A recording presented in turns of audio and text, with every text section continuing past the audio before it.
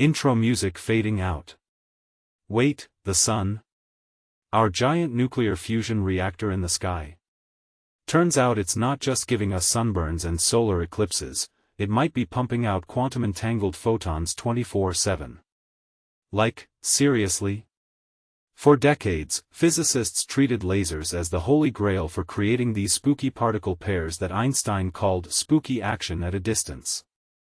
But now some genius minds just proved we've had a planet-sized quantum machine shining above us the whole time. Pause. Personally, I think this rewrites the playbook on what we consider advanced technology. Maybe nature's been running quantum experiments way before we built our first lab. Let me break down why this matters. Quantum entanglement isn't just theoretical magic, it's the backbone of next-gen encryption, ultra-precise sensors, and whatever crazy quantum internet we're building. The textbook method used lasers firing through special crystals to split photons into entangled pairs. Makes sense, right? Lasers are focused, coherent, controllable. Sunlight? That chaotic mess of wavelengths and intensities felt like using a chainsaw for brain surgery. But here's the plot twist. The researchers realized sunlight's messiness actually works in its favor. Like, what if the very thing we thought made it useless became its superpower? One detail that blew my mind? They achieved 94% fidelity in creating these entangled pairs. Let that sink in. Sunlight, which we've dismissed as too random for precision physics, just held its own against laboratory lasers. The team basically built a sunlight funnel the size of a car hood to concentrate those photons into a hair-thin fiber. What this really suggests is that quantum technology doesn't have to mean billion-dollar clean rooms and power-hungry lasers. Maybe the future of quantum communication is solar panels with a side of quantum weirdness? From my perspective, the implications hit harder when you look up. Satellites using sunlight for quantum encryption?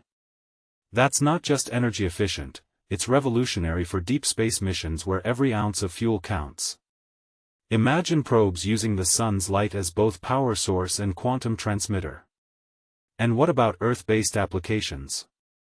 If we can make this work in Antarctica or remote deserts, suddenly quantum sensors aren't just for MIT labs.